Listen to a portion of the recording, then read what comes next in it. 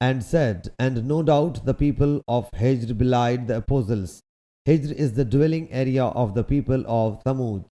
Harasun Hijr means forbidden because every prohibited thing is Hajrum Mahjur, and every building that you build and cover an area for it is Hijr. That's why Hatim, a part of Allah's house, is also called Hijr, as if it were derived from Mahtum, as Qatil is derived from Maqtul.